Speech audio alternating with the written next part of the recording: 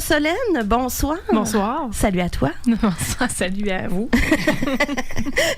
Tu nous amènes sur un sujet, une stratégie nationale sur la prévention du suicide.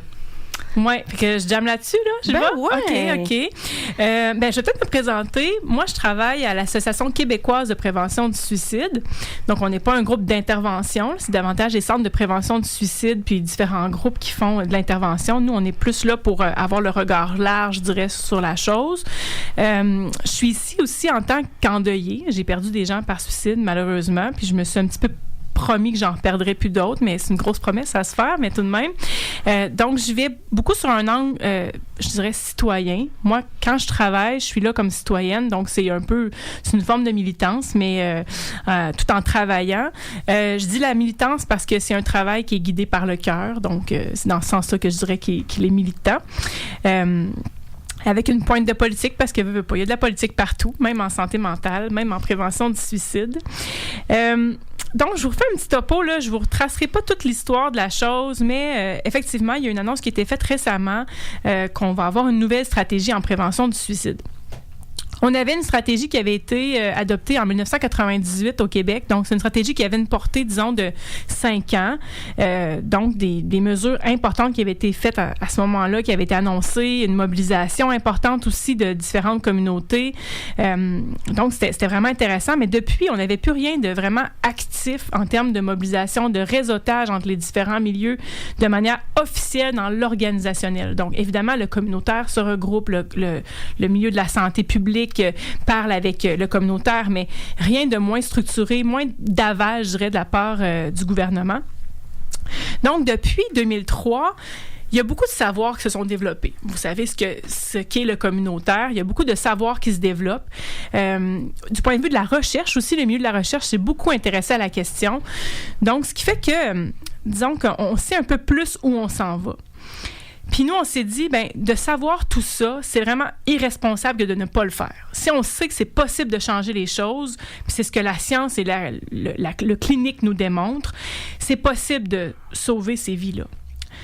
Donc, on a joué un peu cette carte-là c'est un peu irresponsable de ne pas faire ce que les experts recommandent, ce que le milieu recommande, les groupes.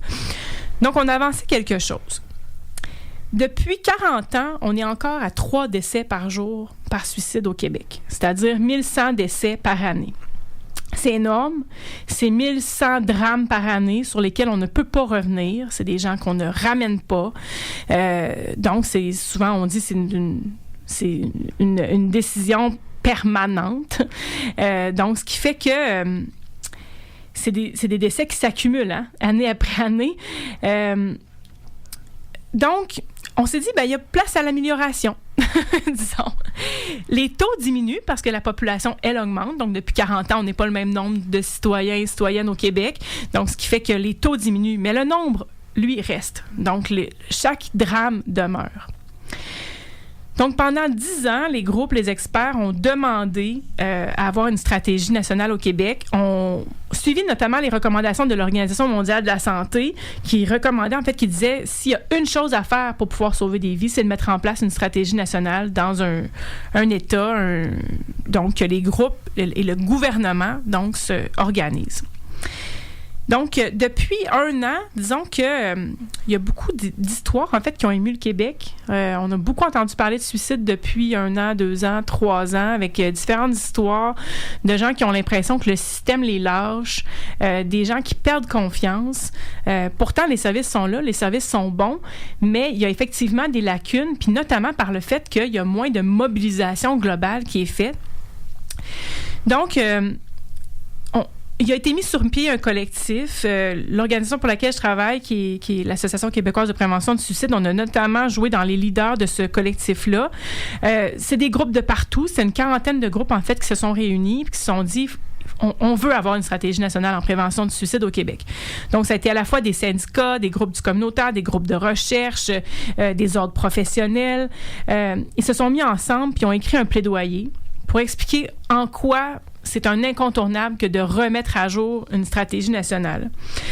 Donc, en vulgarisant un peu les possibles, justement, en montrant comment c'est possible de changer les choses, en montrant un peu la vision de la concertation, de la mobilisation qui est nécessaire.